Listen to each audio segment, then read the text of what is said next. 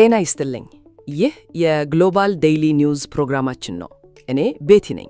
ዛሬ ማክሰኞ ሰኔ 30 ቀን 2018 ወይም በዩሮፒያን ካለንደር ጁላይ 7 2026 ሲሆን በዛሬው ዕለት ከያዝናቸው አበይት መረጃዎቻችን መካከል በአንካራ እየተካሄደ ካለው ውጥረት የበዛበት የኔቶ ጉባኤ እስከ አሜሪካው ፕሬዝዳንት ዶናልድ ትራምፕ የፊፋን ውሳኔ እስከ ማስቀየር የደረሱበት ያልተለመደ የቴሌፎን ጥሪ እንዲሁም ሐማስ በጋዛ ያለውን አስተዳደር ለማፍረስ መወሰኑን እስከ ገለጸበት ዜና ድረስ በርካታ ትኩስ ጉዳዮችን ይዘናል።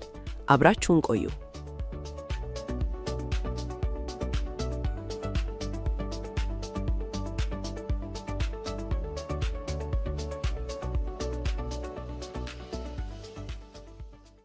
ወደ መጀመሪያው መረጃችን ስናልፍ በቱርክ መዲና አንካራ የ2026ቱ የኔቶ ጉባኤ ስብሰባ እየተካሄደ ይገኛል። በጉባኤው ላይ ፕሬዚዳንት ዶናልድ ትራምፕ አጋር ሀገራት የመከላከያ በጀታቸውን ወደ 5% እንዲያሳድጉ ጠንካራ ጫና እያሳደሩ ነው። የኔቶ ዋና ጸሐፊ ማርክ ሩተም አባል ሀገራቱ ይህንን ለማሳካት ግልጽ ዕቅድ እንዲያቀርቡ አሳስበዋል። በሌላ በኩል ሩሲያና ዩክሬን የድሮንና የሚሳኤል ጥቃታቸውን አጠናክረው ቀጥለዋል። ዩክሬን በሞስኮና በሴንት ፒተርስበርግ በሚገኙ የነዳጅ ማጣሪያዎችና ወታደራዊ መሠረተ ልማቶች ላይ ከጦርነቱ ጅማሬ አንስቶ ከፍተኛ የተባለውን የተጠናከረ የድሮን ጥቃት ሰንዝራለች።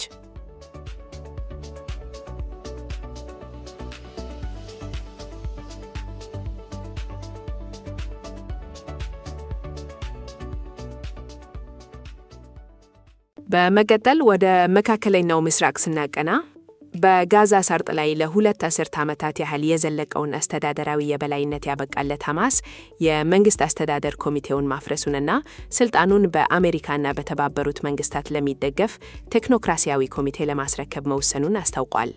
ይህ እርምጃ ፕሬዝዳንት ዶናልድ ትራምፕ ያቀረቡትንና ጥቅምት ወር ላይ የተደረሰውን የተኩስ አቁም ስምምነት ተከትሎ የተወሰደ ሲሆን የኮሚቴው አጠቃላይ እንቅስቃሴዎችን በትራምፕ በተቋቋመው የሰላም ቦርድ አማካኝነት የቅርብ ክትትል ይደረግበታል። እስራኤል ግን ውሳኔውን የቡድኑን መሳሪያ ላለማስረከብ የተደረገ ማታጠሊያ ነው ስትል አጣጥለዋለች። በሌላ በኩል ደግሞ በኢራን ዋና ከተማ ቴህራን ባለፈው የካቲት ወር በአሜሪካና እስራኤል ጥቃት የተገደሉት የቀድሞ ጠቅላይ መሪ አያቶላህ አሊ ኻሜኔኢ የ6 ቀናት የቀብር ስነ ስርዓት በሚሊዮን የሚቆጠሩ ሰዎች በተገኙበት እየተካሄደ ይገኛል። ሆኖም ሀገሪቱን እንዲመሩ የተተኩት አዲሱ መሪና ልጃቸው ሙጅተባ ኻሜኔኢ እስካሁን በአደባባይ አለመታየታቸው ከፍተኛ ጥያቄና ጥርጣሬን ፈጥረዋል።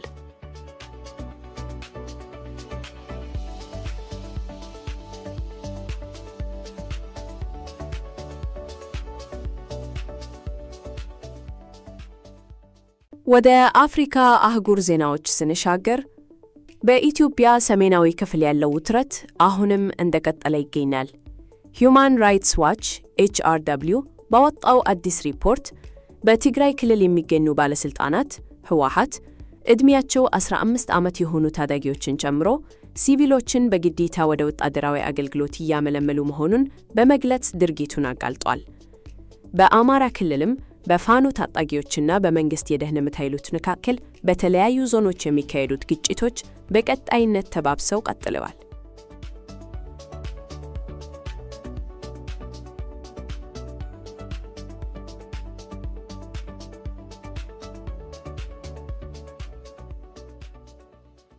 በሌላ በኩል በምዕራብ አፍሪካዊቷ ሀገር ማሊ ሁኔታዎች ይበልጥ ወደ ከፋ ደረጃ ተሸጋግረዋል።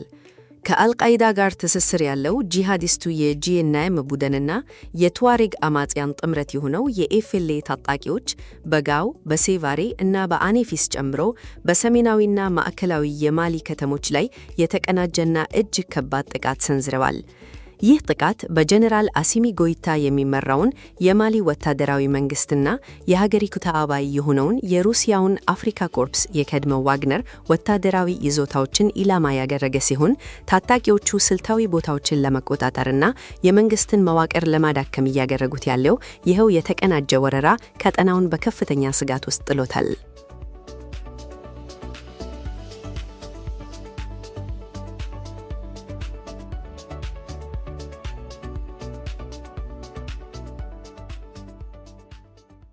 ወደ ካናዳ ፖለቲካና ኢኮኖሚ ስንመጣ ደግሞ የካናዳው ጠቅላይ ሚኒስትር ማርክ ካርኒ በአንካራው የኔቶ ጉባኤ ላይ የተሳተፉ ይገኛሉ።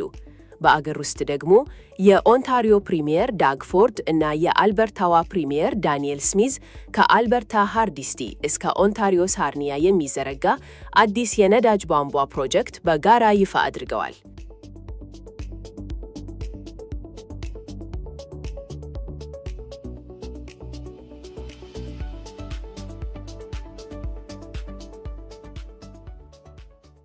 በሌላ የኦንታሪዮ ዜና ከሐምሌ 1 ጁላይ 1 ጀምሮ ተግባራዊ መሆን የጀመረው አዲሱ የመኪና ኢንሹራንስ ሕግ በአሽከርካሪዎች የሽፋን አማራጭ ላይ መሰረታዊ ለውጥ ይዞ መጥቷል። ይህ አዲስ መመሪያ ከዚህ ቀደም በሁሉም ፖሊሲዎች ውስጥ በግዴታነት ይካተቱ የነበሩትን እንደ የገቢ ምትክ ኢንካም ሪፕሌስመንት፣ የኬር ጊቨር እንዲሁም የዴት እና የፊውነራል ጥቅሞችን እንደ አማራጭ በማድረግ አሽከርካሪዎች እንደ ፍላጎታቸውና የፋይናንስ አቅማቸው ብቻ መርጠው እንዲገቡ ይፈቅዳል። በአዲሱ ሕግ መሰረት የግዴታ ሆኖ የሚቀጥለው የአደጋ ጊዜ ሕክምናና የሜዲካል ሪሃቢሊቴሽን እና የአቴንዳንት ኬር ወጪዎች ሽፋን ብቻ ሲሆን የተቀሩትን ጥቅሞች ከፖሊሲ ውስጥ ማስቀረት ወርሃዊ ክፍያን ሊቀንስ እንደሚችል ተገልጿል። ሆኖም አሽከርካሪዎች እነዚህን ሽፋኖች አለማካተታቸው ከባድ አደጋ በሚያጋጥምበት ወቅት ለከፍተኛ የገንዘብ ኪሳራ ሊዳራቸው እንደሚችል የዘርፉ ባለሙያዎች እያስጠነቀቁ ይገኛሉ።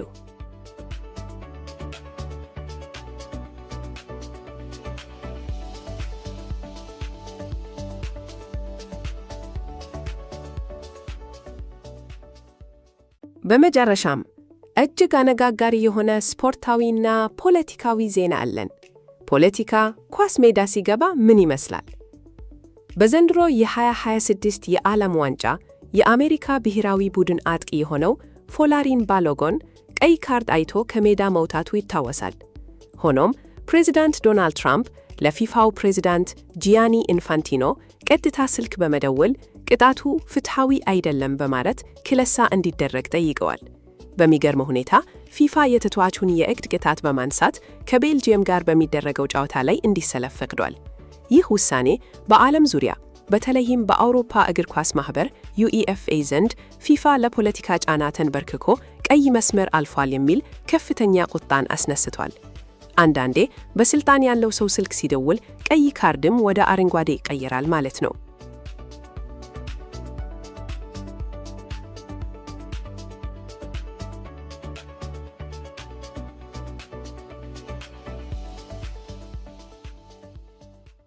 የዛሬው ግሎባል ዴይሊ ኒውስ ዝግጅታችን ይህንን ይመስል ነበር።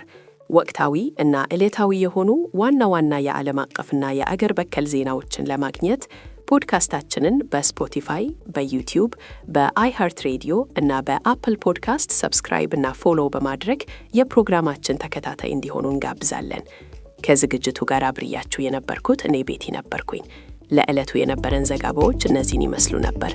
በሌላ ጊዜ እስክንገናኝ ድረስ ለሁላችሁም ሰላምና መልካም ቀን እየተመኘው በዚሁ ለያችኋለሁ። ቸር ሰንብቱ።